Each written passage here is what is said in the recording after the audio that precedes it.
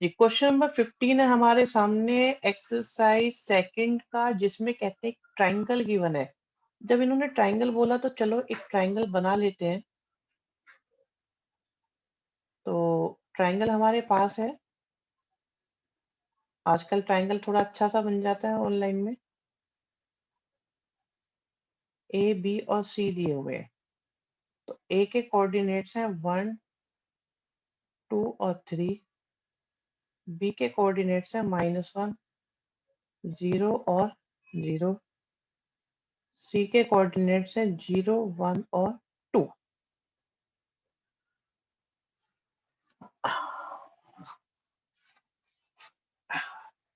किस बात का बुरा लगेगा बच्चों मुझे? एक बच्चा पूछ रहा है, सर आपको बुरा नहीं लगता जब बच्चे ऐसे करते हैं? कैसे करते हैं बच्चे?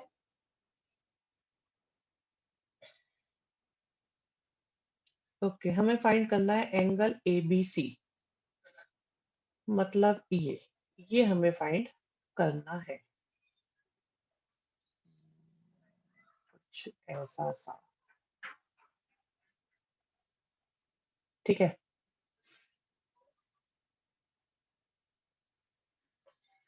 नहीं, मुझे बच्चों का कोई भी काम करता है वो बुरा नहीं लगता। खाने पीने में कोई समस्या नहीं है। बिल्कुल, देखिए अब क्या है, आपको जो एंगल फाइंड करना है वो इन दो वेक्टर्स के बीच का करना है, ऐसा हम सोच सकते हैं। तो सबसे पहली बात कि क्या हम बीए वेक्टर निकाल सकते हैं? एक बात मैं इसमें आपसे पूछना चाहूंगा कि अगर मैं ए बी वेक्टर लूं या मैं बीए वेक्टर लूं, क्या दोनों एक ही बात होंगी या अलग-अलग बात होंगी? इससे कोई फर्क पड़ेगा या नहीं पड़ेगा? बीए वेक्टर लेने में या उसकी जगह अगर हम ए बी ले लें तो is there any difference? Opposite होगी, फर्क नहीं पड़ेगा, नहीं पड़ना चाहिए, अलग होगा डायरेक्शन में।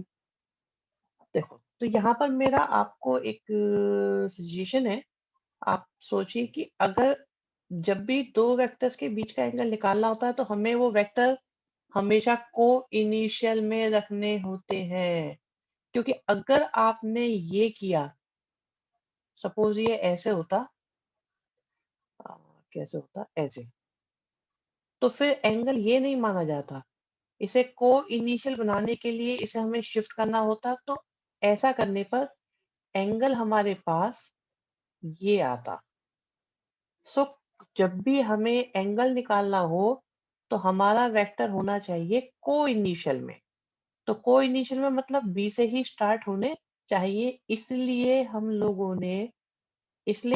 ने वेक्टर बी ए और बी सी कंसीडर किया। आई थिंक ये पॉइंट क्लियर हो गया होगा आप लोगों का। तो फर्क पड़ेगा, बी ए और ए बी दोनों अलग एंगल देंगे, अलग मतलब 180 माइनस करके दे देंगे, लीनियर पेयर बनाएंगे वो आपका। एसी वाले की डायरेक्शन क्या होगी? It depends. अगर आप एसी बोल रहे हो तो डायरेक्शन ये होगी, अगर आप सीए बोल रहे हो तो डायरेक्शन ये होगी। ओके, इट ऑल डिपेंड्स कि आप एसी बोल रहे हो या आप सीए बोल रहे हो। तो सबसे पहले सभी बच्चे बीए वेक्टर को निकालें, फिर वो बीसी वेक्टर को निकालें, वो बीए वेक्टर निकालें और बीसी वेक्टर को निकालें। ऐसा करने से आपके पास में आई जे के में वेक्टर आ जाएंगे। तो ये निकलेगा आपका position vector of A minus position vector of B.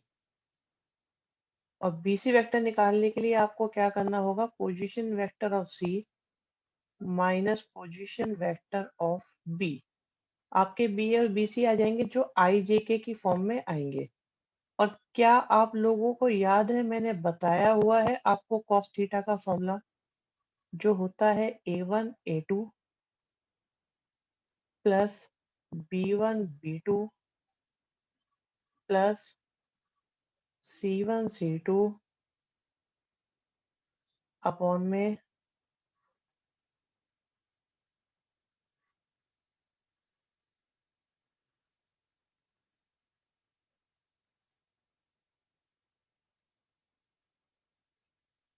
Upon में A1 स्क्वायर, B1 स्क्वायर और C1 square in second A2 square, B2 square और C2 स्क्वायर। निकाल पाओगे? जल्दी जल्दी से निकालो, देखो क्या आता है, चेक करो।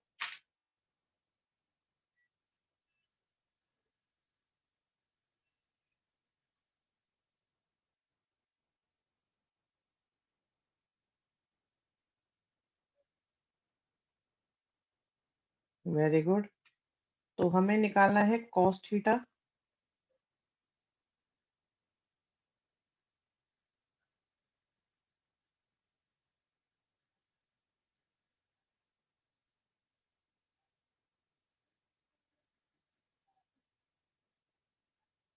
बहुत बढ़िया बच्चों।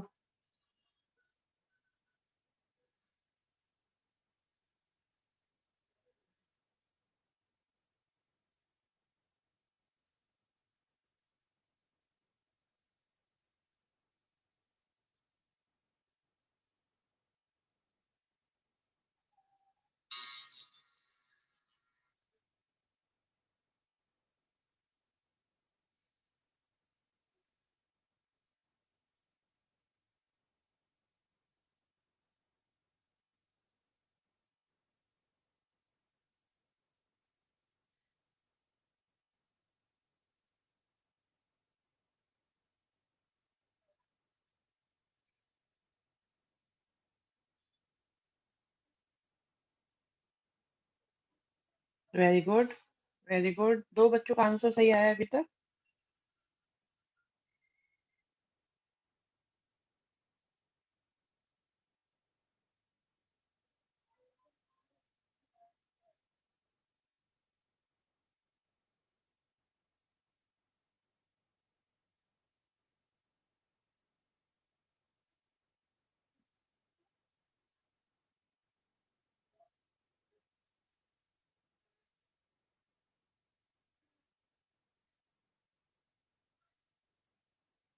Good, good, good, very good.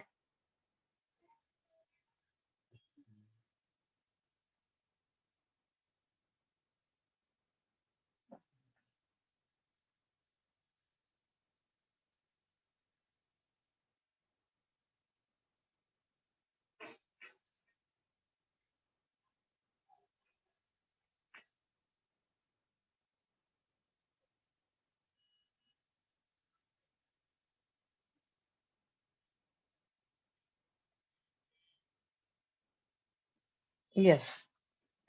चलिए जी। अ, तो आप लोगों ने जो आंसर निकाला है फाइनली वो आ रहा है 10 आना चाहिए, माइनस तो नहीं आना चाहिए था। अगर आपका माइनस आ रहा है तो चेक करो कोई गलती है। तो जो एंगल होगा that will be cos inverse 10 under root 102।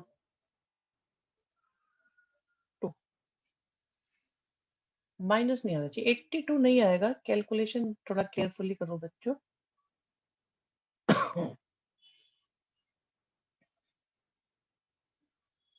Next देखते हैं। कॉलिनर हो चुका था, राइट एंगल ट्राइंगल हो गया था। यहाँ देखो, ये भी ठीक है। ये ए एक वेक्टर है जिसका मैग्नीट्यूड 0 नहीं है। इनफैक्ट इसका magnitude is given by small a. देखो इन्होंने लिखा है कि इसका मैग्नीट्यूड ए है। लैम्डा भी एक नंबर है।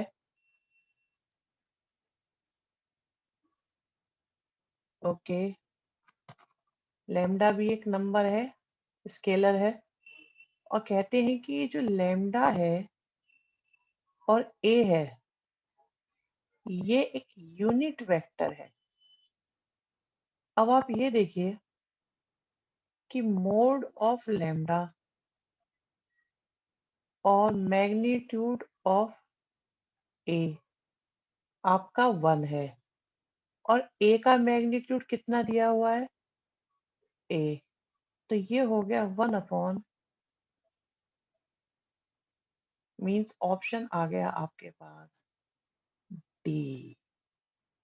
सही आंसर दिया, डी ऑप्शन है हमारा। तो किसी तरह की कोई समस्या किसी को इसमें नहीं होनी चाहिए या नहीं होगी। हाँ जी, आ जाते हैं थर्ड एक्सरसाइज, थर्ड है या फोर्थ, जो भी है। देखिए इसमें क्या है, अब आता है आपके पास में फोर्थ एक्सरसाइज है। बच्चों ने बता दिया कि एक आप लोगों ने जो अब तक पढ़ा था, that was A dot B, और इसे कहते थे हम स्केलर प्रोडक्ट, क्योंकि इससे जो आंसर आता था वो एक स्केलर आता था, वो एक नंबर आता था। Now this is A cross B, इसे कहते हैं हम वेक्टर प्रोडक्ट।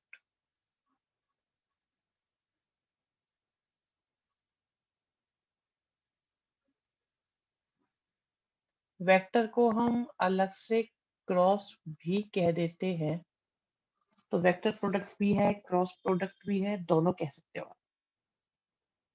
और ये क्या होता है, देखो ये एक्चुअली होता है ए बी साइन थीटा के इक्वल।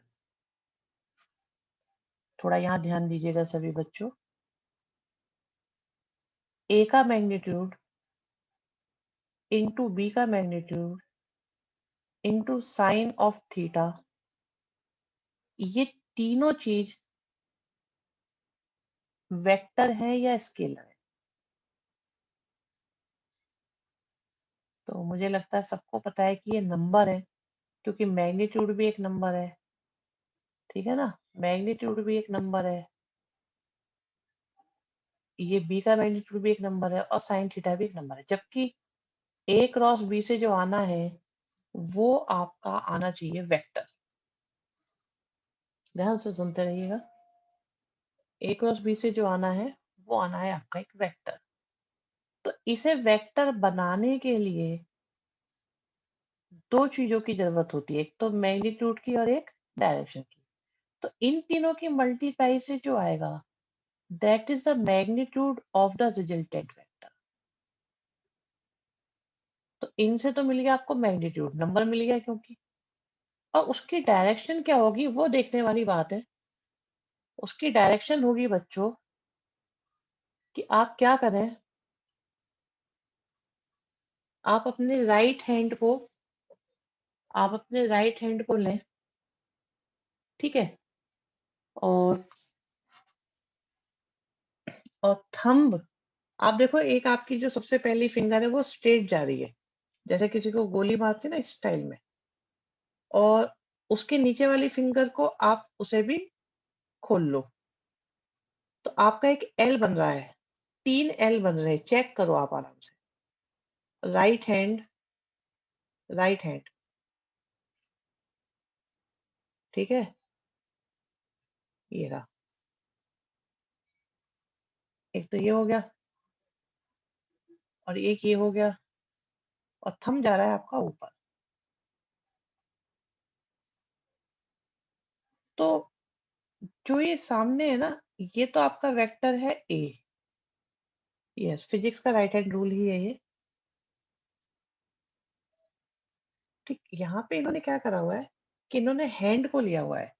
मैं यहाँ पे सजेस्ट करता हूँ कि एक तो ये ले लो, और एक इस वाली फिंगर को, इसे यहाँ ले लो ऐसे करके।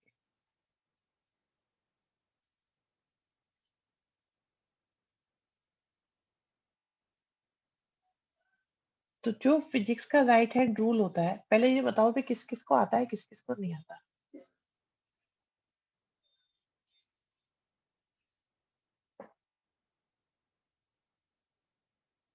किस किस किस को नहीं आता वो ज्यादा बता दो।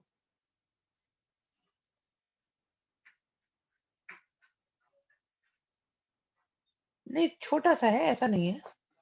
ओके, नहीं आता, ठीक है, राइट। तो लेट मी चेक, मैं क्या कर सकता हूँ। हम्म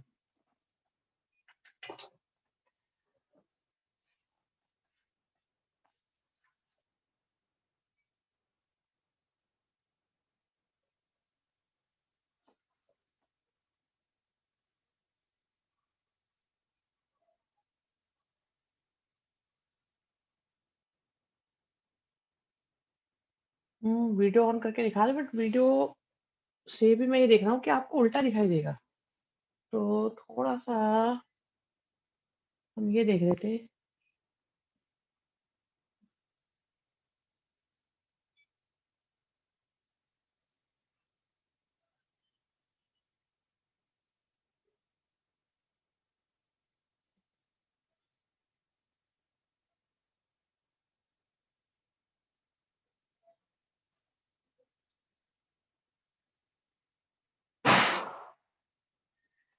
हम्म चलो क्या, हाँ ये भी हो सकता है कि यूट्यूब की कोई वीडियो ली जा सकती है। Let me check. फिलहाल बस इतना मानो, तो मैं इतना बताता हूँ। सुनो, ज्यादा टेंशन मत लो। कि जो भी इन दोनों की मल्टीप्लाई से आएगा, ठीक है, वो ए के भी परपेंडिकुलर होगा और वो बी के भी परपेंडिकुलर होगा। फॉर एग्जाम्पल, कि आपके पास में ये एक्स एक्सिस है, ठीक है, ये आपके पास में वाई एक्सिस है सपोज। तो एक ऐसी चीज जो दोनों के परपेंडिकुलर हो, तो वो आ जाएगी आपके पास जेड एक्सिस। हालांकि नीचे भी हो सकता है। तो बस यही मुझे सिखाना है कि कब ये नीचे होगा और कब ये ऊपर होगा। तो मेन बात यह है कि जो भी रिजल्टेंट वेक्टर आएगा, उसकी डायरेक्शन एक्स के भी परपेंडिकुलर होगी और वाई के भी परपेंडिकुलर होगी।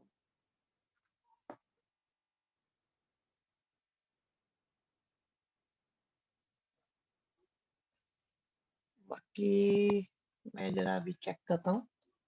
2 मिनट का मुझे टाइम दो।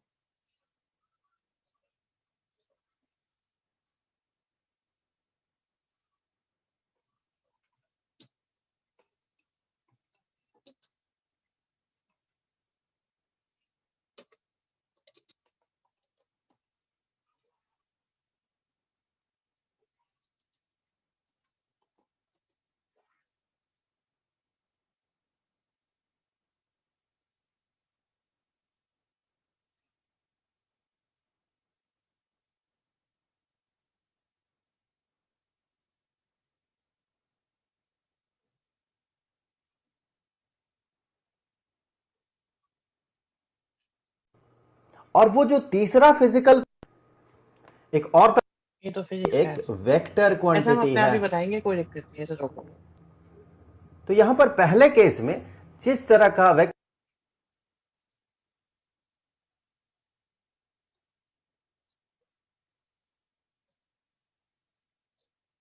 कोई दिक्कत नहीं आएगी, मैं अपने आप समझा लूंगा अपने तरीके से।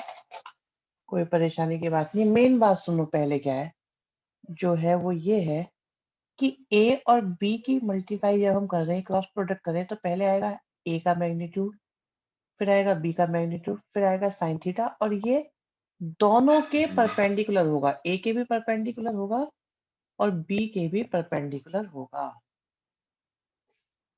ठीक है जी। अच्छा, कुछ बात है। ए क्रॉस बी से जो आंसर आएगा वो क्या होगा? वेक्टर होगा।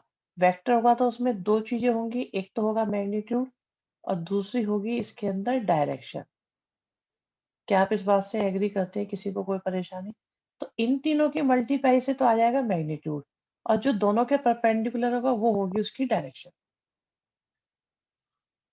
ओके।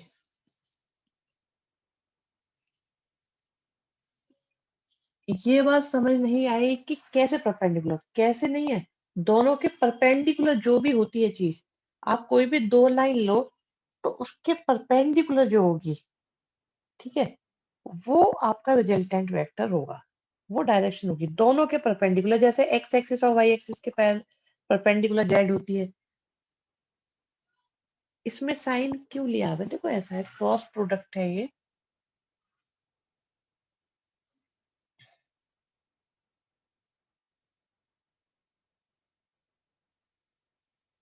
देखो साइकिल वाला रूल भी बताया जाएगा अभी, लेकिन वो आई जे के पे एप्लीकेबल है।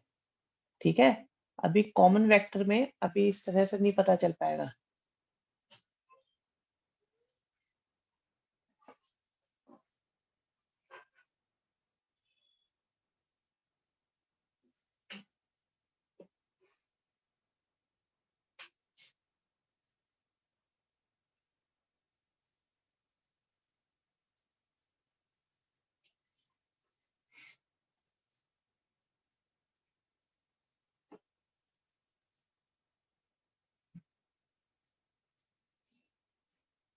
देखो एक और तरीका होता है, मैं बताता हूँ। सुनो ध्यान से देखना, मैं तुम्हें एक बताता हूँ मेथड। आप क्या करो, आपके पास जैसे एक वेक्टर ए है और एक आपके पास वेक्टर बी है। आराम से सुनना, रिलैक्स होकर देखो। तो आप अपने राइट हैंड को वेक्टर ए पर रख लो। अपने राइट हैंड की जो, ये तो नहीं सबसे छोटी उंगली नीचे की साइड से, थंब वाली साइड से नहीं, नीचे की साइड से, आप उसे ए पर रख लो। रख सकते हो आप? आराम से बताओ, क्या आप अपने हाथ को ए वेक्टर पे रख सकते हो? हाथ को रख लो जरा एक बार, और बी की तरफ मुट्ठी बंद करो। ठीक है, बी जहां पर भी है, अगर वो नीचे है तो नीचे की तरफ, अगर ऊपर है तो ऊपर की तरफ, मुट्ठी को बंद करो। बी की तरफ मुट्ठी बंद करनी है, हाथों को बंद करते हुए जाना है। ये देख लो, ये जैसे ही बता रहा है। तो आप ए है और बी की तरफ जाके मुट्ठी बंद करो, तो जो थंब की डायरेक्शन है, जो थंब की डायरेक्शन होती है, देख रहे, थंब की डायरेक्शन ऊपर आएगी, ऊपर की तरफ। अब 3D फिगर है तो कैसे दिखाऊं मैं इसको? ये ऊपर की तरफ आ रही है। हाँ, आपकी तरफ आ रही है बिल्कुल। ऐसा हो नहीं पा रहा है। तो देखो, अगर आपने क्या करा होगा, अगर आपने बी को नीचे लिया होगा, जैसे ये ए है और ये बी है, अब आपको करना क्या था कि आपको अपना हाथ जो है वो ए वेक्टर पे रखना है और बी की तरफ मुट्ठी करनी है, तो वो हाथ घूम गया पर हुआ। रुक जाओ, मैं देखता हूँ, 1 मिनट रुको, लेट मी चेक। यस, देखो, ये देखो, क्या हाथ दिखाई दे रहा है? मैं जरा इसे स्क्रीन को बड़ा कर लेता हूँ।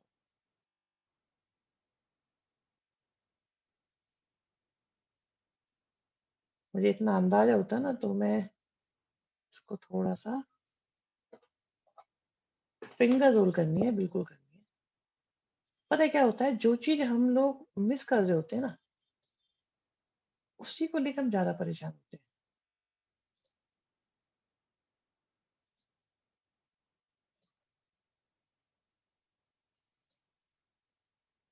ये बड़ा भी नहीं होगा। देखो, आपके पास क्या है कि ये हिस्सा देख रहे हो आप, ये हिस्सा, इसे ए पर रखना है। देखो दो हिस्से हैं, एक तो है हमारा थंब वाला हिस्सा और एक है आपकी जो ये पाम है राइट हैंड की, रखना राइट हैंड पे ही। तो ये आपका क्या है, नीचे वाला हिस्सा है, इसे ए पर रख दो, इसे ए पर रख दो। और ए पर रखने के बाद बी की तरफ को, ठीक है, मुट्ठी को बंद करो। आपको इसे ऐसे रखना है कि बी की तरफ मुट्ठी बंद हो। अब देखो, आप क्या है, आप चाह के भी इसे, आप इसे ऐसे तो नहीं मोड़ पाओगे, तो जब भी बी आपका किधर होगा, बी आपका ऐसे होना चाहिए जिधर मुट्ठी बंद हो पाए। तो जो थंब की डायरेक्शन होगी वो रिजल्टेंट वेक्टर की डायरेक्शन होगी। आप इस पोर्शन को, ये दिख रहा है, इस पोर्शन को ए पर रखो और बी, बी आपका देखो ऐसा होना चाहिए कि जिधर वो मुट्ठी बंद हो जाए। सर डायरेक्शन भी ए के जैसी। हम्म, तो मच्छर भी बहुत हो रहे हैं। हाँ, थंब को रखना है, शायद नहीं, थंब को नहीं रखना है एक ही डायरेक्शन में, आपको ये हिस्सा एक ही डायरेक्शन में रखना है। ये आपको ये हिस्सा, ये दिख रहा है, ये ए पर रख दो, बिल्कुल टिका दो ए पर।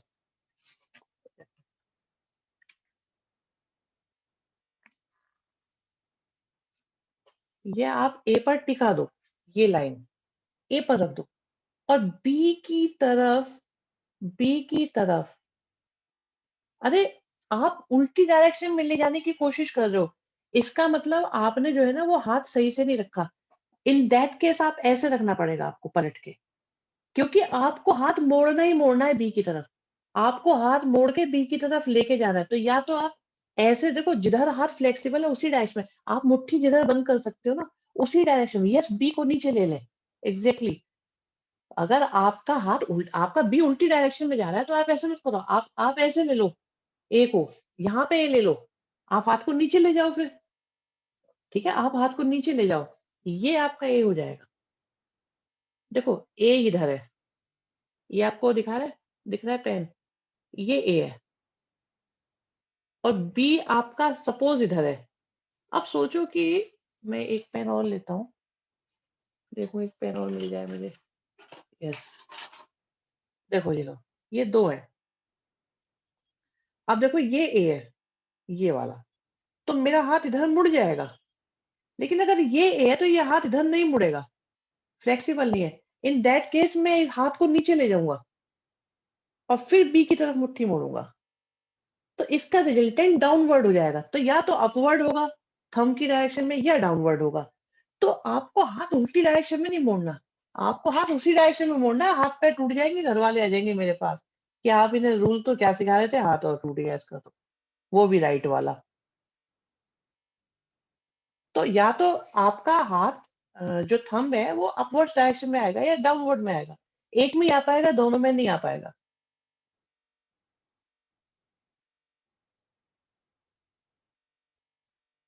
कुछ कुछ आइडिया?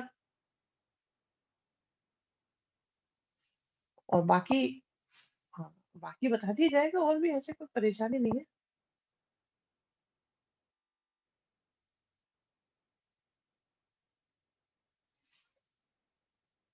आज ऑनलाइन के साइड इफेक्ट साफ-साफ दिखाई दिए मुझे कि अगर ये क्लास में होता तो हम 5 मिनट में समझा के फ्री कर देते सबको। तो आपको क्या करना है, आपको ए पर हाथ रखना है। अब वो अपवर्ड डायरेक्शन में रखना है या डाउनवर्ड रखना है, ठीक है? 2 तरीके, आपको ऐसे रखना है जिससे कि आपका बी की तरफ मुड़ जाए हाथ, क्योंकि अगर बी की तरफ मुड़ेगा तो थंब की डायरेक्शन इज रिजल्टेंट की डायरेक्शन।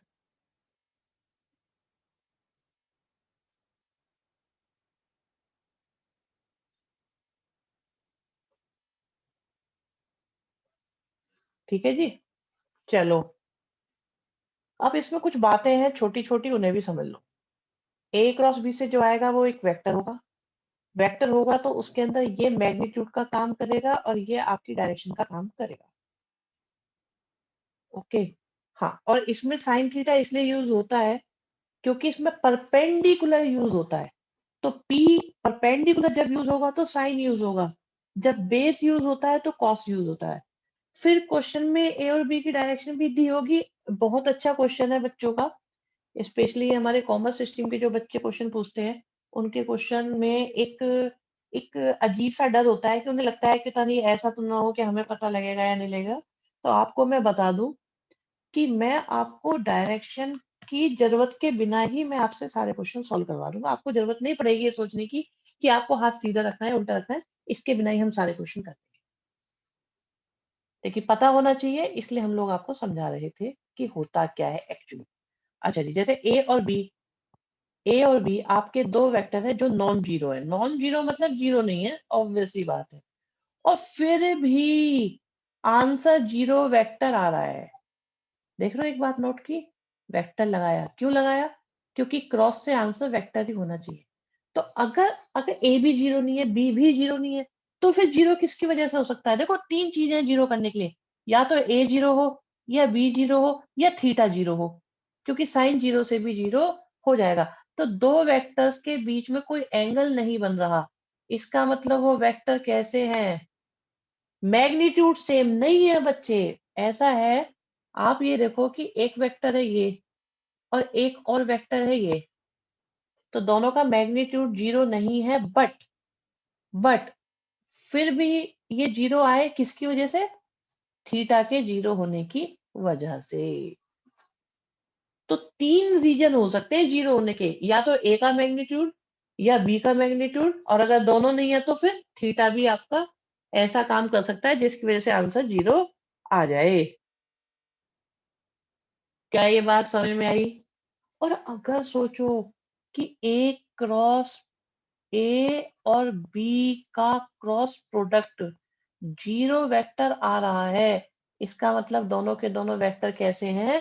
पैरेलल हैं। परपेंडिकुलर करना हो तो डॉट प्रोडक्ट को जीरो ला दो, और अगर पैरेलल प्रूव करना हो तो आप क्रॉस प्रोडक्ट को जीरो लाके काम चला सकते हो। सही है जी ये बात?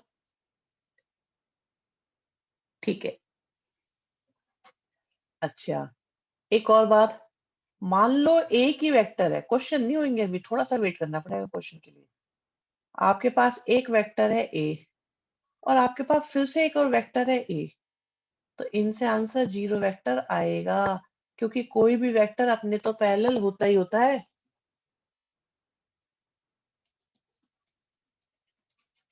ये थोड़ा-सा देखो टेक्निकल एक्सरसाइज है, इसे आराम से करो, 1 दिन, 2 दिन, 3 दिन लगाओ, कोई परेशानी नहीं है हमको।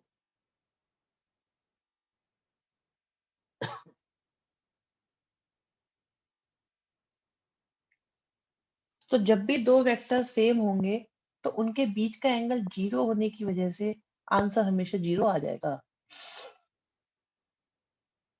राइट? अब सुनो भी यहाँ पे से एक नई बात।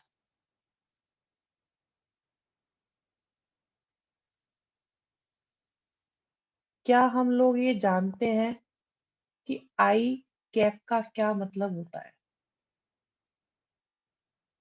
आई कैप का मतलब होता है एक्स एक्सिस की डायरेक्शन में 1 यूनिट का वेक्टर। आई कैप का मतलब एक्स एक्सिस की डायरेक्शन में 1 यूनिट का वेक्टर। क्योंकि दोनों ही एक्स एक्सिस की डायरेक्शन है, सेम वेक्टर है, थीटा 0 है, तो इनसे आने वाला आंसर 0 वेक्टर होगा। क्या ये रीजनिंग समझ में आई कि 0 क्यों होगा? और इसे आप मैथमेटिकली भी थोड़ा आराम से समझिएगा कि ये हो जाएगा आई का कैप और साइन 0 और साथ में एक ऐसा वेक्टर जो दोनों के परपेंडिकुलर हो। तो साइन 0 की वजह से ये 0 हो गया। 0 क्यों हुआ? 0 इसलिए हुआ क्योंकि दोनों वेक्टर सेम डायरेक्शन में है। आई और आई दोनों सेम डायरेक्शन में है। और अगर दोनों सेम डायरेक्शन में है, तो दोनों के बीच का एंगल 0 डिग्री हो गया। अब क्योंकि 0 डिग्री हो गया, तो ये थीटा 0 होने की वजह से सब 0 हो गया। इज दिस क्लियर और नॉट क्लियर?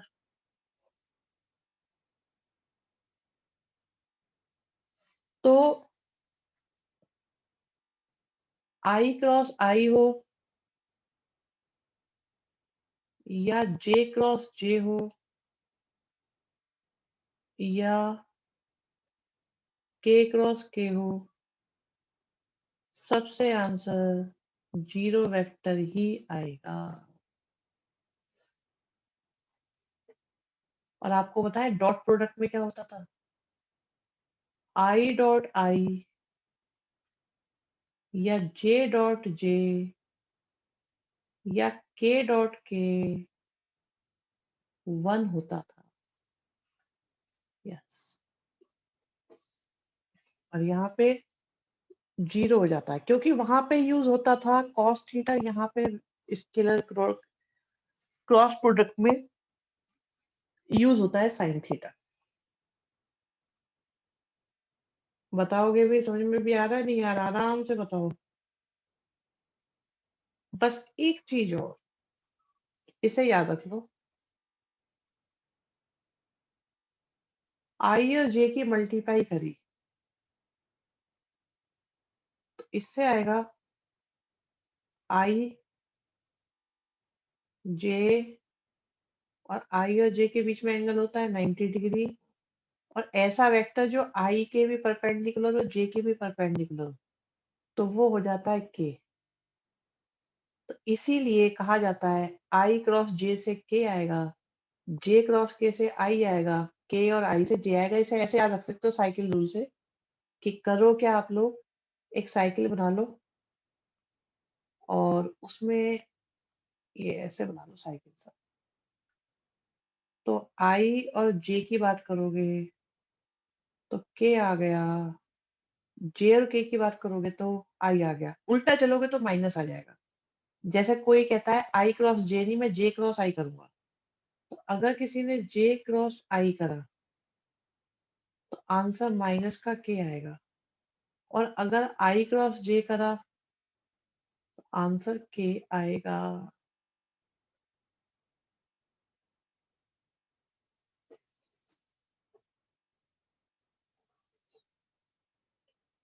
हाँ जी, देख लो, सोच लो, लिख लो, समझ लो, पूछ लो। इसका क्या लॉजिक है? अभी तो बताया था बेटा। भाई आप देखो, एक्स एक्सिस और वाई एक्सिस की मल्टीप्लाई से जेड एक्सिस की डायरेक्शन आएगी कि नहीं आएगी?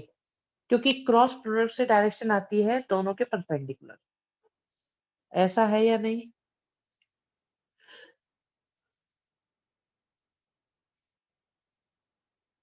डॉट प्रोडक्ट में भी होता है, इसका कुछ नहीं, डॉट प्रोडक्ट से इसका कोई लिंक नहीं, दोनों अलग-अलग तरीके से चलते हैं।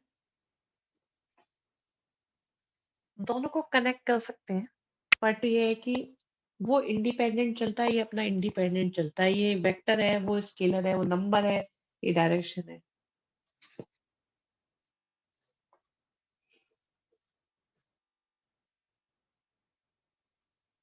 देखिए, इसे सॉल्व करने का तरीका हम आपको आसान वाला बताएँगे, ईज़िली सॉल्व हो जाएगा। ये सब हो गया, ठीक है? अभी-अभी देखो हम बता रहे थे आपको कि अगर आपने देखो आई जे लिया तो के आएगा, बट उल्टा कर दिया तो माइनस का के आ जाएगा। तो अगर साइकिल को पलटोगे, ये आई है, ये जे है और ये के है। तो आई और जे से क्या आएगा? जे और के से आई आएगा और के और आई से जे आएगा। सो वेक्टर मल्टीप्लिकेशन में डिटरमिनेंट वाला मेथड बताएंगे अभी आपको। सो जो माइनस आ रहा है उसका लॉजिक नहीं आया समझ। ऐसा है, माइनस का लॉजिक ये है,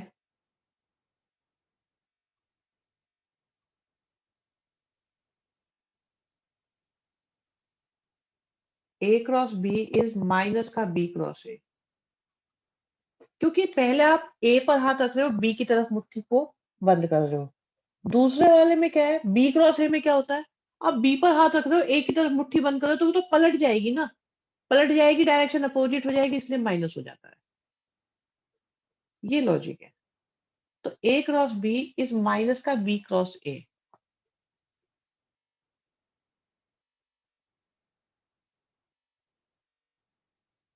चिंता मत करो, थोड़ा सा पेशेंस और रखो, आज में एक्सरसाइज भी खत्म करा सकते हैं हम। थोड़ा सा पेशेंस और रखना है बस आप लोगों को।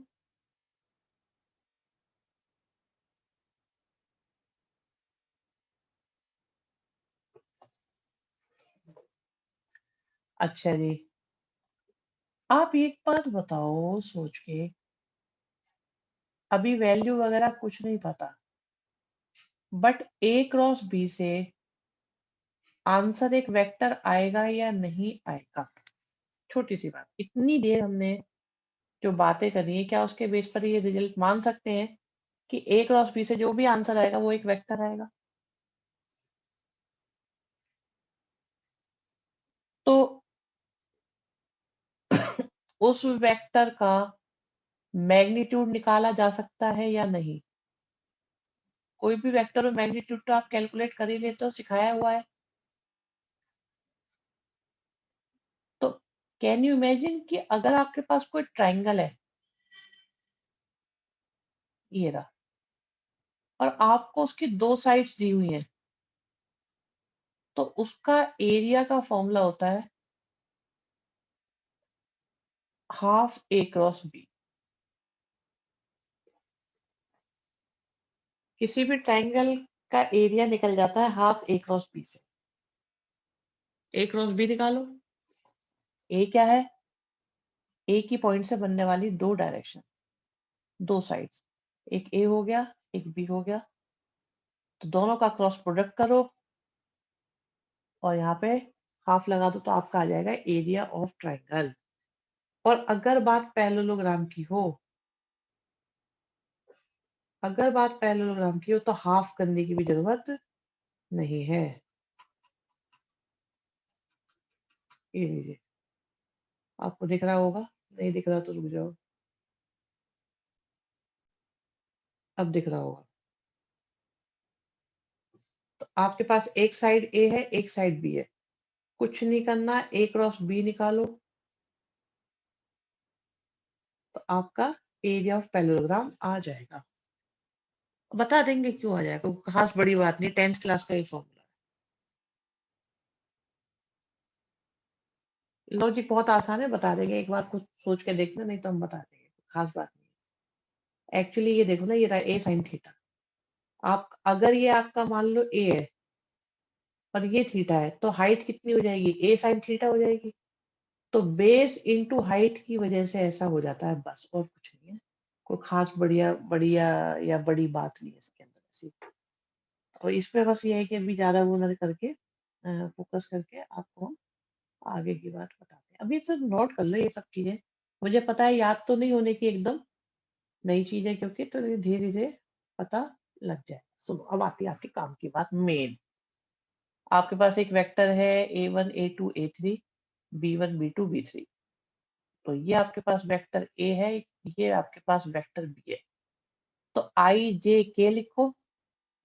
पहले ए लिखा हुआ है तो ए के कोफिशिएंट, बी लिखा हुआ है बाद में बी के कोफिशिएंट लिख के डिटरमिनेंट सॉल्व कर दो। आपका ए क्रॉस बी निकल के आ जाएगा। फॉर एग्जाम्पल मेरे पास ये है ए, ये है बी।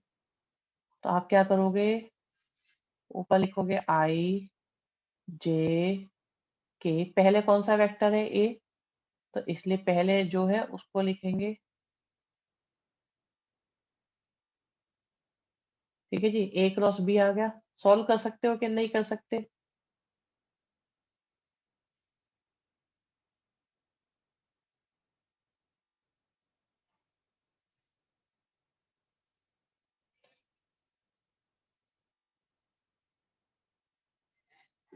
मुश्किल काम है।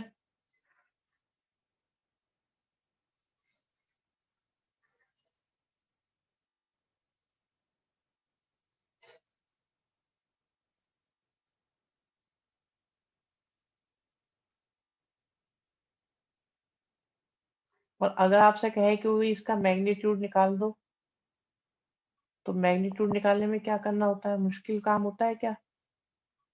289, 169 एंड 49।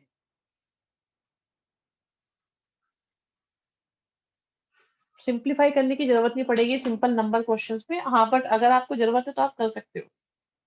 प्रॉपर्टीज अलाउड है, अगर आपको जरूरत पड़ती है कि भाई हमें प्रॉपर्टी लगानी है, तो डिटर्मिनेंट है तो जहां भी डिटर्मिनेंट होती है वहां प्रॉपर्टी अप्लाई की जा सकती है।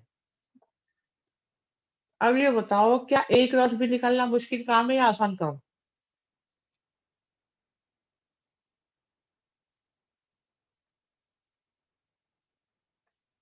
थ्योरी को सोचो। -15 कैसा आया, देख लो भाई कैसा आया। अभी कराएंगे, सब करा देंगे, देखो। -15 ऐसे आया होगा, -2 और -15।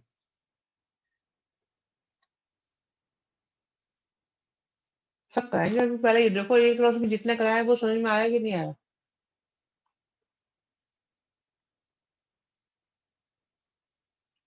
डिटर्मिनेंट ही है। लो जी,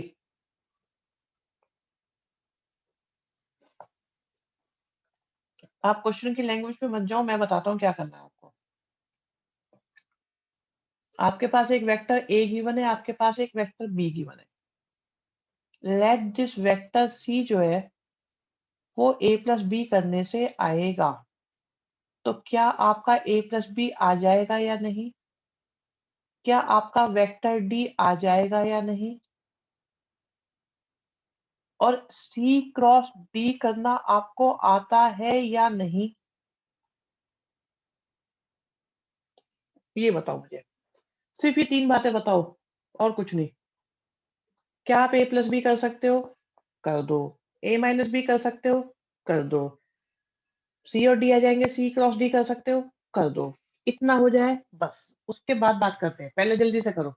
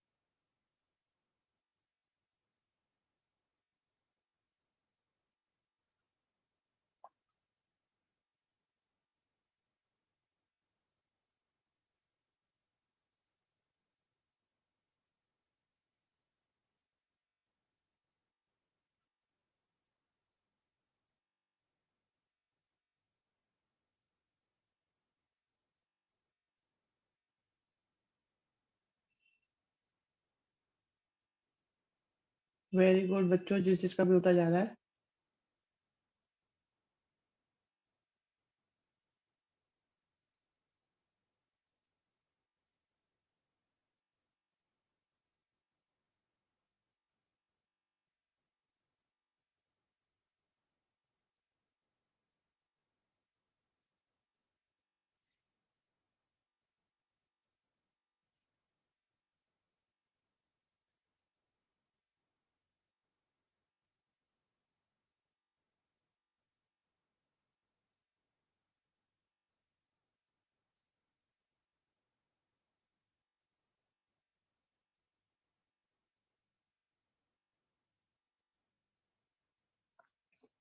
ई वेक्टर आ गया।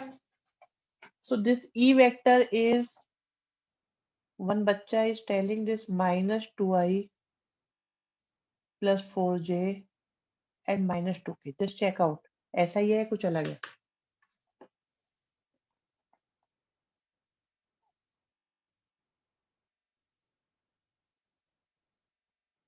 बहुत बढ़िया।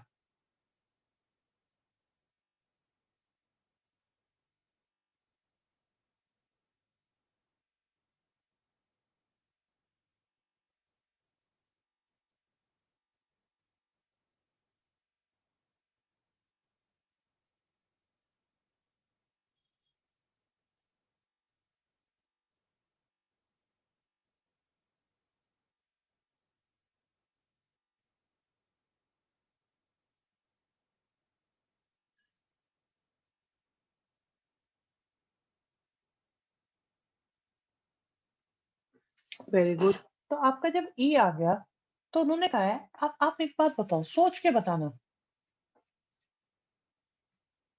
कि ये जो ई वेक्टर आया है वो रिजल्टेंट है इन दोनों का, तो ये सी के भी परपेंडिकुलर होगा और ये डी के भी परपेंडिकुलर होगा, ऐसा है या नहीं? पहले तो सिंपल सी बात ये है, क्रॉस प्रोडक्ट से जो आंसर आता है वो दोनों इन्वॉल्व्ड वेक्टर्स के परपेंडिकुलर होता है। तो इन्होंने बोला था find the vector perpendicular to each vector c and d. So ये तो हमने कर दिया, लेकिन उन्होंने एक चीज और बोल दी थी, this should be unit vector. तो इसका मतलब हमें ई वेक्टर नहीं चाहिए, हमें चाहिए ई cap.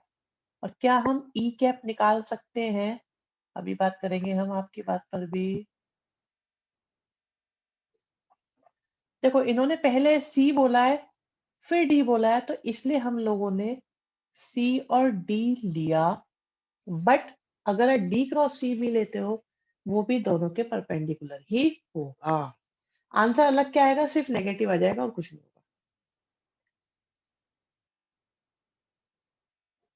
D cross C is negative of C cross D.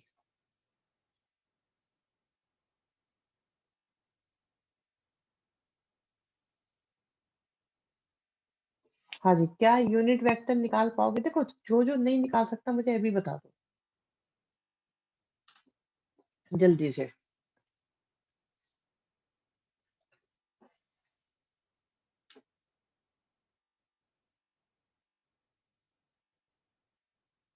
Very good. अब आंसर चेक करो पीछे सारे।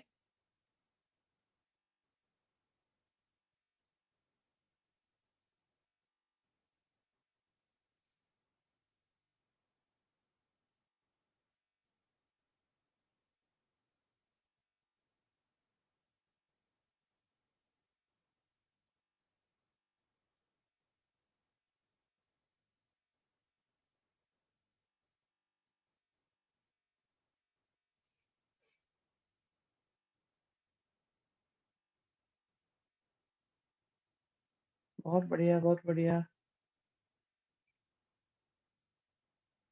अब मुझे वो बच्चे बता दो जिस जिसको भी प्रॉब्लम आई है।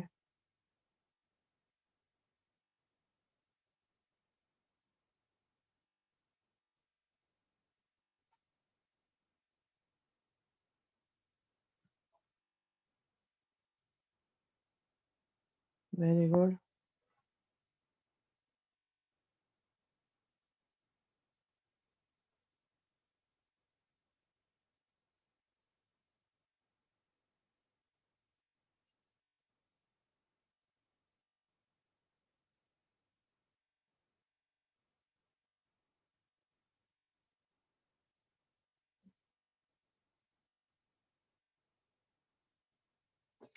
चलिए जी, डन हो गया।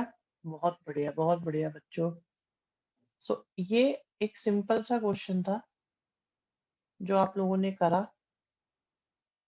अब नेक्स्ट कराते हैं। हाँ जी, अब आती है बारी एरिया ऑफ ट्रायंगल की। तो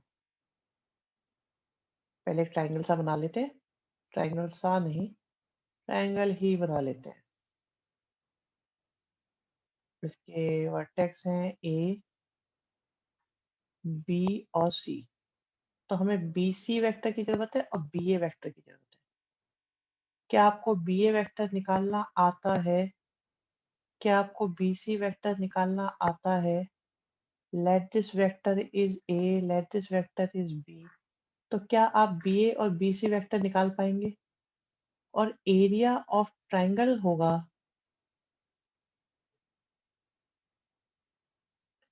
half of B A into B C का मैग्नीट्यूड।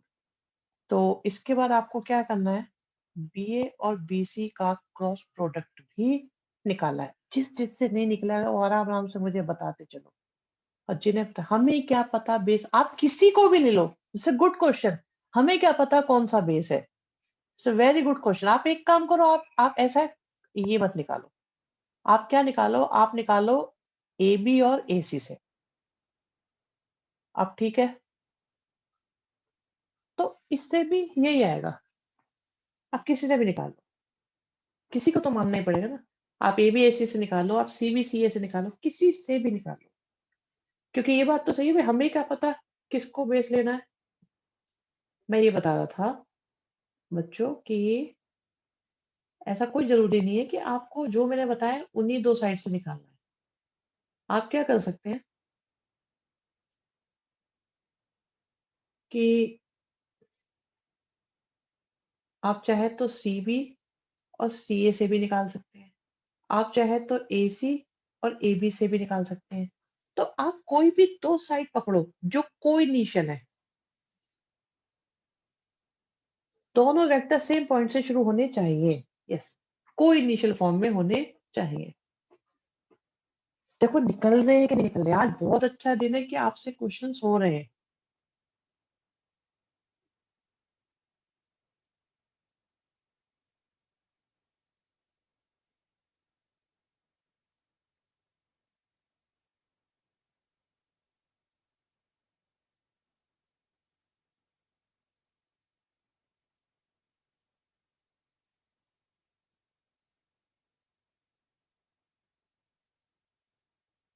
अलग अलग आंसर आ रहे हैं भी।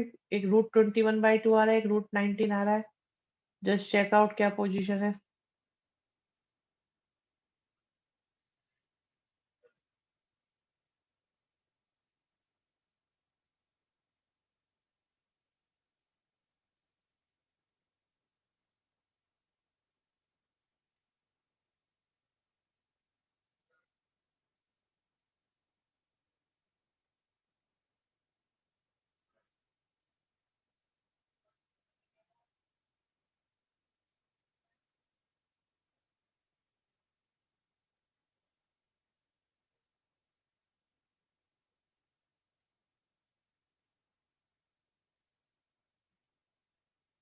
-4i + 2j - k।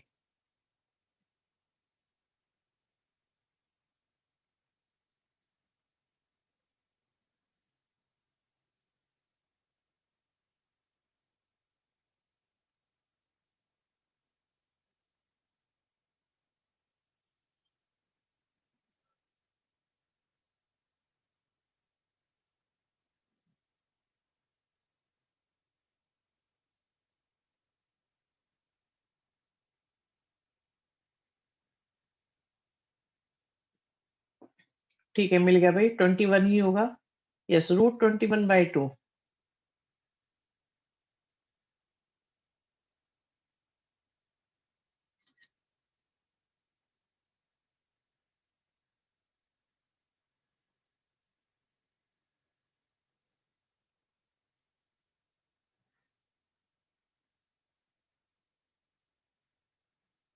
ए बी और बी सी एक साथ ले सकते हैं? No, no. ए बी और बी सी एक साथ नहीं ले सकते। मैंने बताया था को इनिशियल ही होने चाहिए।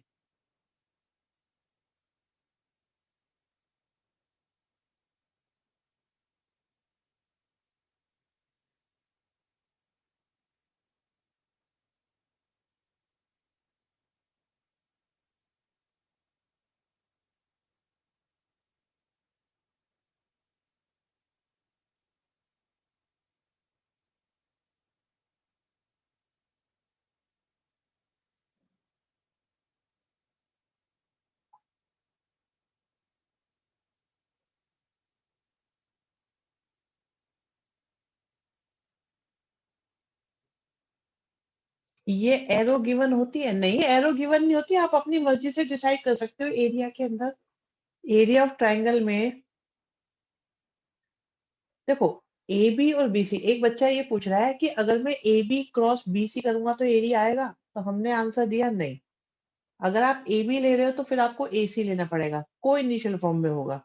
चॉइस आपके पास है, एबीसी में आप कोई भी 2 डायरेक्शन ले सकते हो, बट होनी वो को-इनिशियल ही चाहिए।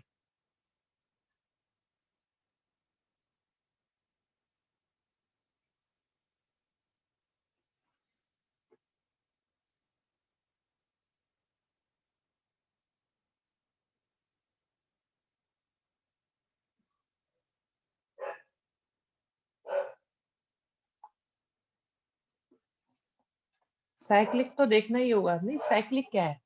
आप बस ये देखो, आप एक जगह से स्टार्ट कर दो। ए बी, मैं सोच रहा हूँ इतनी मुश्किल क्या आ रही है इसमें।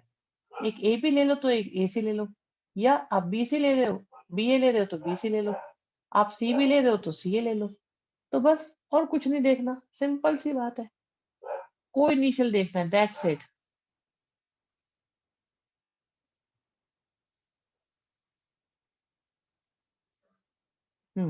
ऑर्डर तो देखो देखना ही पड़ेगा। लो, इससे आसान तो कुछ है ही नहीं। आपको क्या निकालना है? ए दे रखा है, बी दे रखा है, पैरेललोग्राम निकालना है। तो पैरेललोग्राम का जो एरिया होता है वो होता है ए क्रॉस बी। अब आप देखो कि ए क्रॉस बी निकालने से पहले आपको क्या निकालना पड़ेगा? मैग्नीट्यूड निकालने से पहले आपको फाइंड करना पड़ेगा ए क्रॉस बी। ए क्रॉस बी के लिए आपको क्या करना है? आई लिखना है, जे लिखना है, के लिखना है। 3 आया, 1 आया, 4 आया, 1 आया, -1 आया, 1 आया। सॉल्व किया, समझ में आया कि नहीं आया ये बताओ जल्दी जल्दी से। देखो हो रहा है कि नहीं हो रहा, आंसर निकालो, मैच कराओ।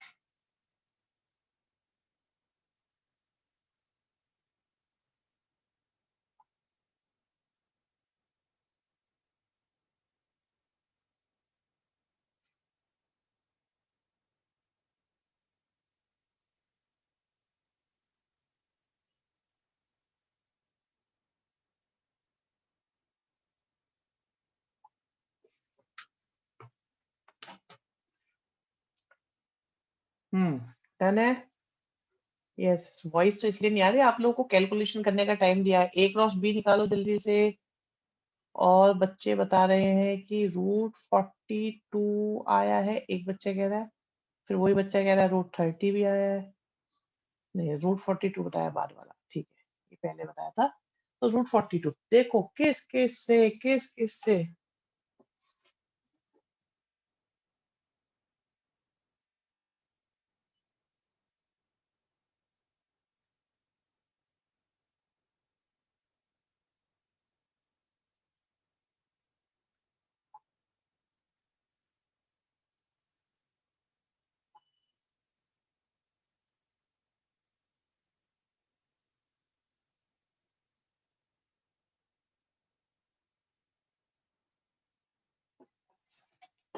ओके।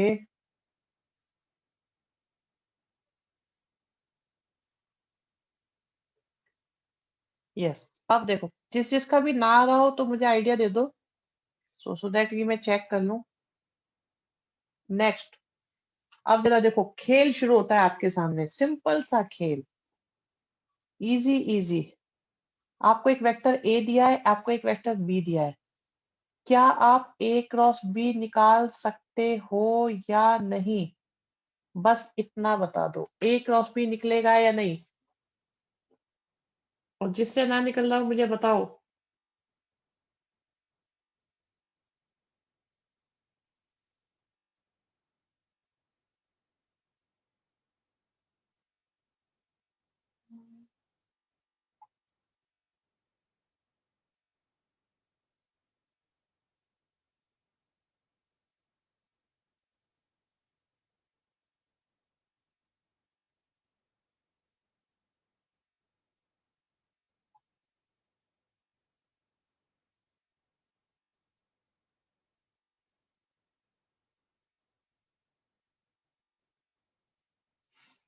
नहीं निकल रहा?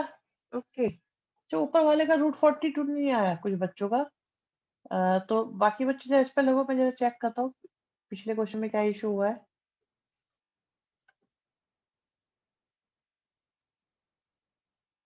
देखो, ए क्रॉस बी निकालना था। पहले तो ये देखो कि ए क्रॉस बी क्या आया। एक्चुअली क्या है, तुम लोग मुझसे कैलकुलेशन वाली चीजों के लिए कह रहे हो। हाँ, अगर लॉजिक में कोई दिक्कत है तो चलो मैं तुम्हें बताऊं ऐसा सोचो, लेकिन कैलकुलेशन में दिक्कत है तो ये बड़ा अनकंफर्टेबल करता है। क्योंकि इसमें मैं तुम्हें एडिशनली क्या बता सकता हूँ। हो गया सर, हो गया। अब तो हो ही जाएगा, जब पेन चलवा दिया तुम लोगों ने मेरा। अब तो तुम करोगे ही।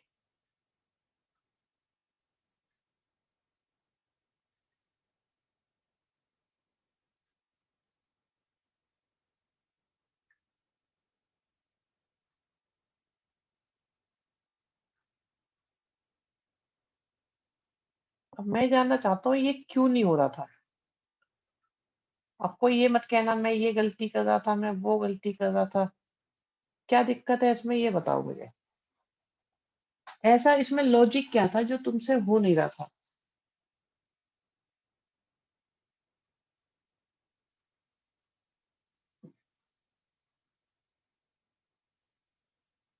फर्स्ट का आंसर है 19√2। पीछे से चेक करो, तुम लोगों पे एनसीईआरटी नहीं है। जस्ट चेक आउट, एनसीईआरटी में से आंसर चेक करो। हो गया, चलो बहुत बढ़िया।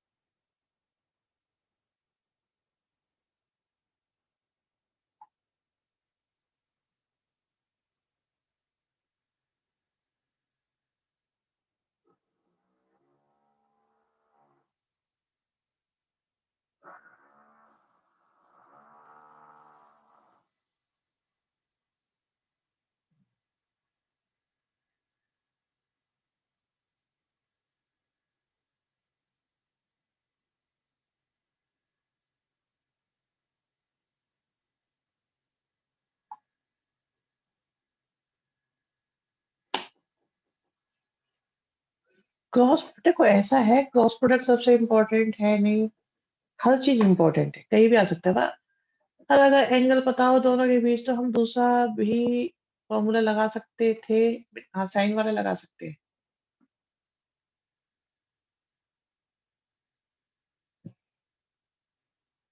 क्रॉस प्रोडक्ट सबसे इम्पोर्टेंट है, ऐसा कुछ नहीं है।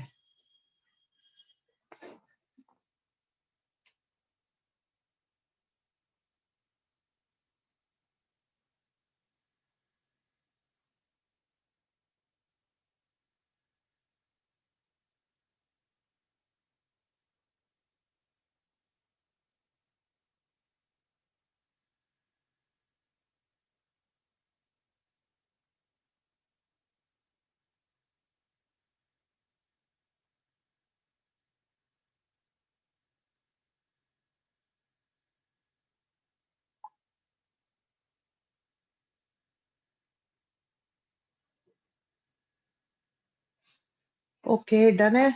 सो फर्स्ट भी हो गया। नेक्स्ट देखते हैं। ओके, ये सेकंड क्वेश्चन करवा चुका हूँ मैं तुम्हें। यस और नो जल्दी से बताओ। सो आंसर चेक करो जल्दी से करके, मैच करता है कि नहीं करता। यही करवाया था, ये जैसा करवाया था। आई थिंक मैंने जैसा करवाया था, ये नहीं कराया था।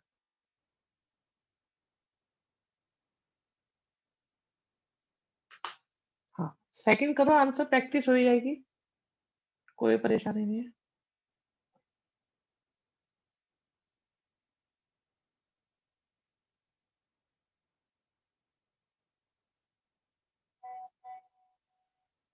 लो भाई, बच्चों ने भेज भी दिया आंसर। 3 अच्छा लग रहा है, 3 भी करा देंगे, चिंता मत करो, भागेंगे नहीं।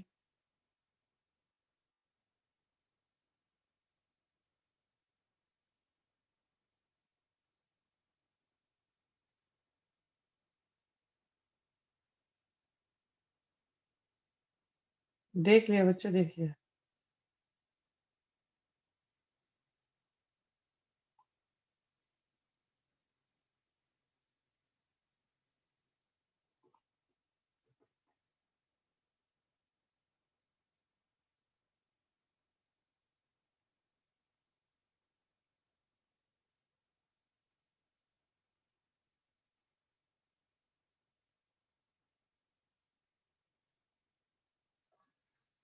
पहले a प्लस बी निकालेंगे, फिर a माइनस बी निकालेंगे, दोनों का क्रॉस प्रोडक्ट करेंगे, फिर उसका यूनिट निकालेंगे। क्या ये क्वेश्चन करवाया हुआ है कि नहीं?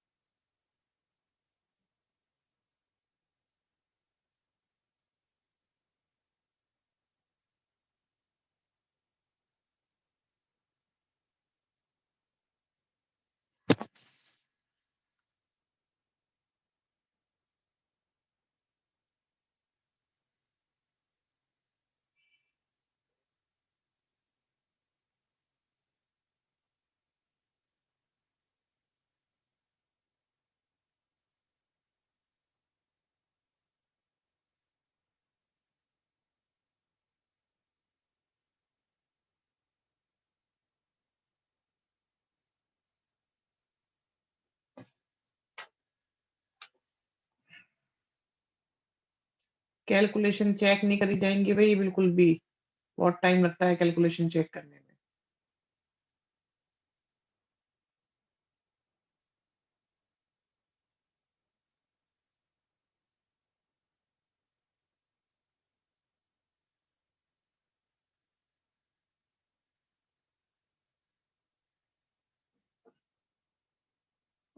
हम ध्यान से देखो। ये देखो, पहले अभी सेकंड कर लिया।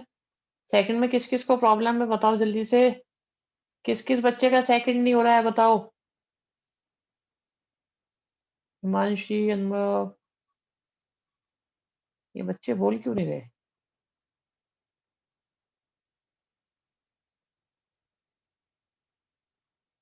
बताओ बच्चों, बताओ। ओके, एक बच्चा बोला है। जल्दी जल्दी बताओ, जिस जिसका हो रहा है, जिसका नहीं हो रहा है, नहीं हो रहा तब भी बता दो। 1 2 3 4 5 हो रहा है, हो जाएगा, होने वाला है। कोई प्रॉब्लम नहीं आ रही सर, मेरी स्क्रीन चली गई। कौन सी? चलो स्क्रीन आ जाएगी। ठीक है। नेटवर्क इशू है बच्चे, जिसका भी स्क्रीन का है, बाकी सबको दिख रही है क्योंकि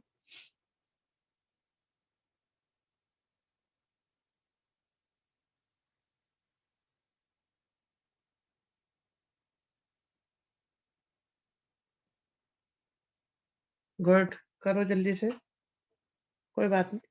पहले ए प्लस बी निकाला, फिर ए माइनस बी निकाला, फिर उनका क्रॉस प्रोडक्ट किया, फिर उसका जो आया उसका मैग्नीट्यूड निकाला, उसको यूनिट वेक्टर बनाया।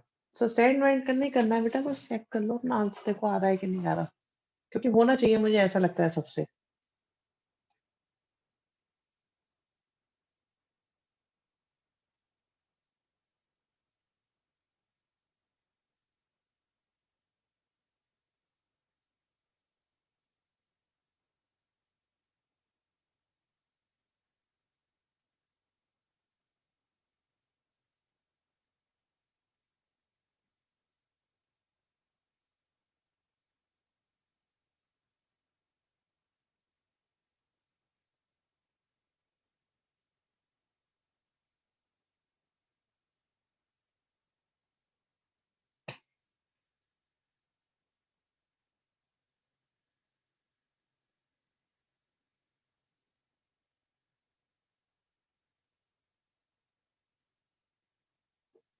बहुत बढ़िया, बहुत बढ़िया। देखो किस किस का नहीं हो रहा है, बताते चलो। ये छोटे छोटे क्वेश्चन सबके होने चाहिए, अगर नहीं होते हैं तो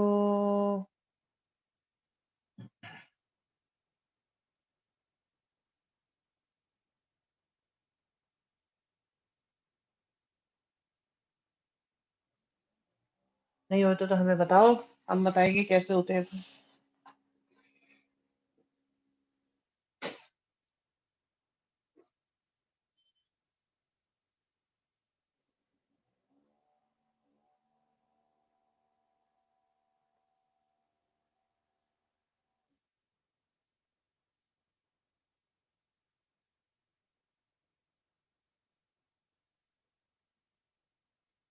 डन है, देखो बच्चे बताओ।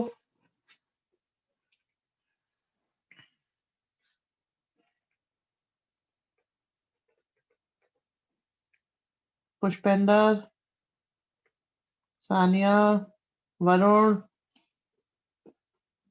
जल्दी जल्दी बताओ भी क्या पोजीशन है। व्हाट्सएप पे मंगाने पड़ेंगे वरना आपसे भी आंसर, सॉल्यूशन आपके।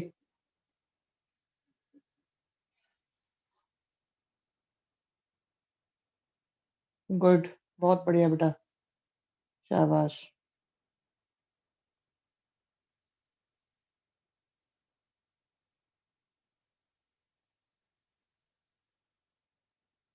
मयंक गोयल, राइट। अभी थोड़ी देर पहले बच्चा कहा था कि थर्ड क्वेश्चन मजेदार लग रहा है। अब देखो एक वेक्टर है जो पाई बाई 3 का एंगल बना रहा है। ओके, हाँ जी, अर्णव कह रहे थे, और एक बीटा दिया हुआ है, गामा नहीं दिया हुआ, थीटा दिया हुआ है। क्या हम ये बात जानते हैं कि कॉस स्क्वायर अल्फा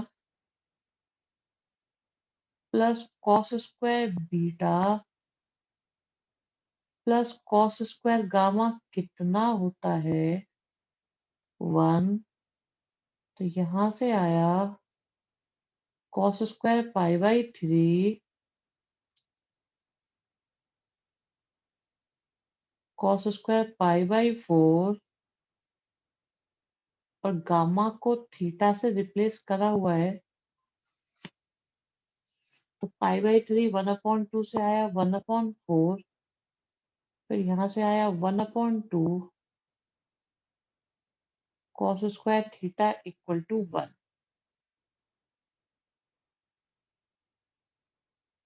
तो यहाँ से आया आपका 1/4, और इन्होंने बोला है कि एक्यूट एंगल है। एक्यूट है तो पॉजिटिव ही रहेगा,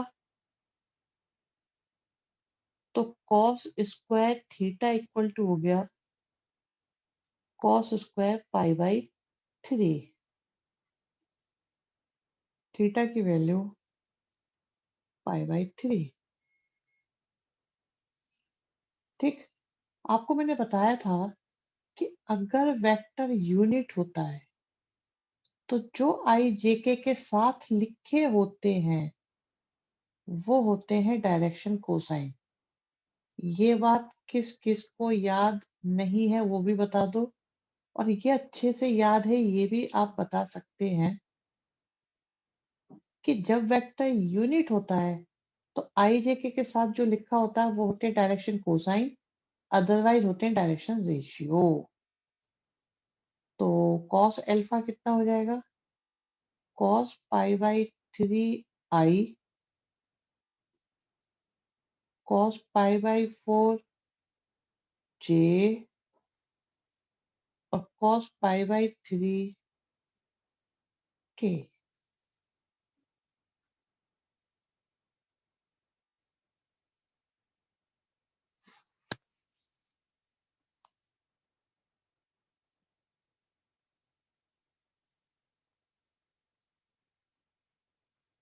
तो ये आ गया आपके पास यूनिट वेक्टर। अब कहते हैं इसके कंपोनेंट बताओ।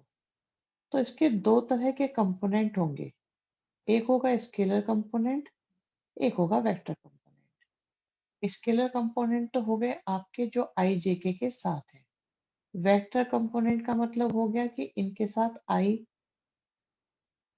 जे और के। कैलकुलेशन मिस्टेक है क्या कुछ?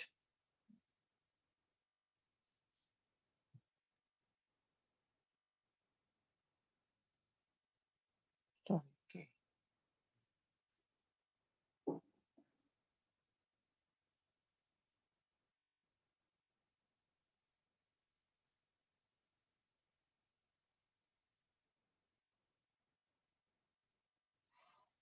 क्वेश्चन में देखो यहाँ पे सबसे पहले लिखा हुआ है कि अ यूनिट वेक्टर ए। तो सबसे पहले बात जो है ना वो यूनिट वेक्टर ए की चल रही है। तो यूनिट तो निकालोगे ना आप। हाँ, आप इसे ये भी लिख सकते हो। यहाँ पे तो लिखा है उन्होंने यूनिट वेक्टर लिख दिया, इसलिए कैप निकाल दिया हमने। तो ये जब यूनिट वेक्टर, तो आप देखो ना बच्चों, क्या इन्होंने यहाँ पे यूनिट वेक्टर नहीं बोला? तो आप ये बोलो तो कंफर्म है कि यूनिट वेक्टर ही है। लेकिन इसको भी हम ऐसे बोल सकते हैं, क्या कोई स्क्वायर रेक्टेंगल नहीं बोला जा सकता? आप स्क्वायर को रेक्टेंगल बोल सकते हो पर हर रेक्टेंगल को स्क्वायर नहीं बोल सकते।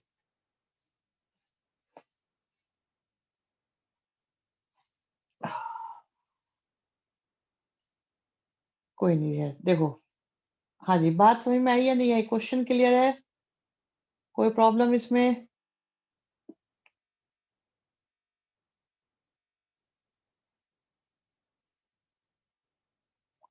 ठीक है, सी सी हो गया, क्लियर हो गया, क्रिस्टल क्लियर। नेक्स्ट पर आते हैं। ओ, इसे देखो भाई, मजेदार हम करेंगे इसको। तो एलएचएस से मैं क्वेश्चन स्टार्ट कर रहा हूँ, ये बढ़िया क्वेश्चन होते हैं। ऐसे क्वेश्चन तो आने चाहिए आपको, आपके एग्जाम में आने चाहिए ऐसे क्वेश्चंस, क्योंकि इसमें बहुत बेनिफिट होता है प्रूव करने वाले क्वेश्चंस में।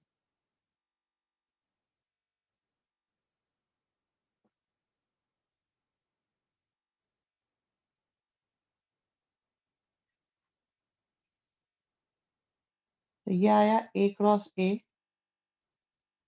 फिर आया a cross b. First step clear है या नहीं है बताओ पहले तो। बी क्रॉस ए और आ गया B cross B. Cross product में सेम होता है तो जीरो हो जाता है, ये भी जीरो हो गया। इनको अलट पलट करा तो इनका साइन चेंज हो गया।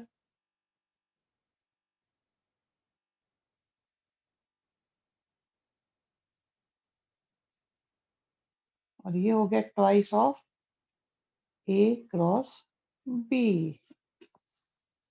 क्या ये बात समझ में आई? क्या ये प्रूव दैट क्लियर हुआ?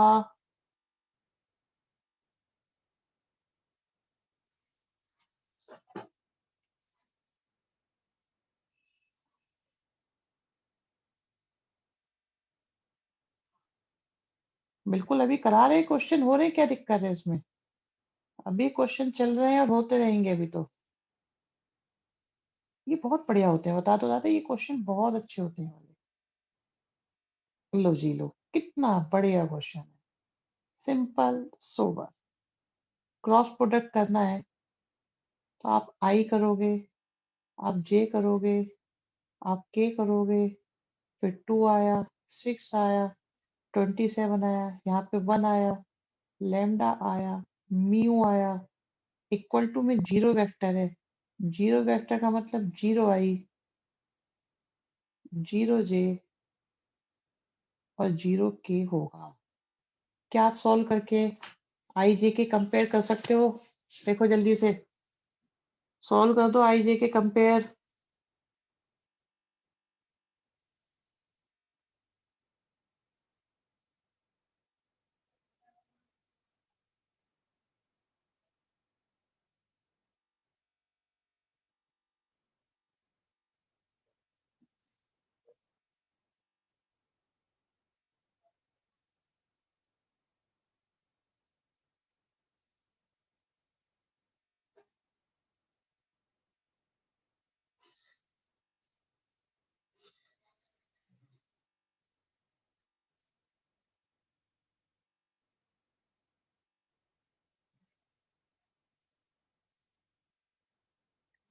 इसको म्यू बोलते हैं, हाँ म्यू। म्यू अच्छा, म्यू ही बोलते हैं इसको।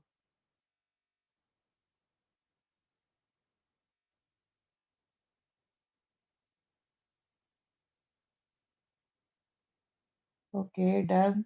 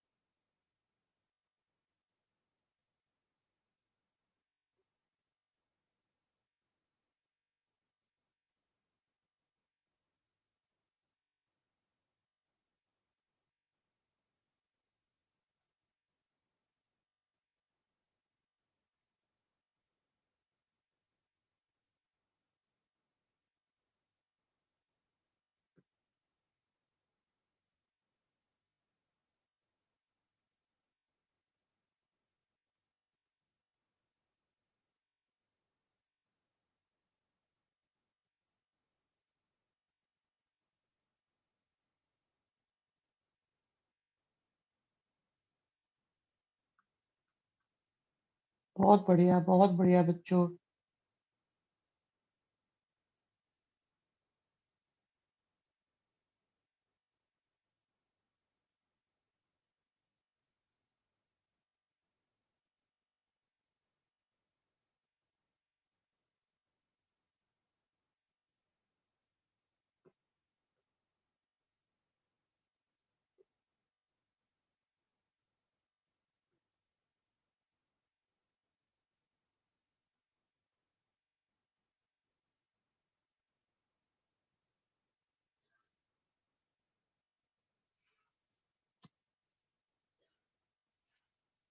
So is it done? हो गया ये?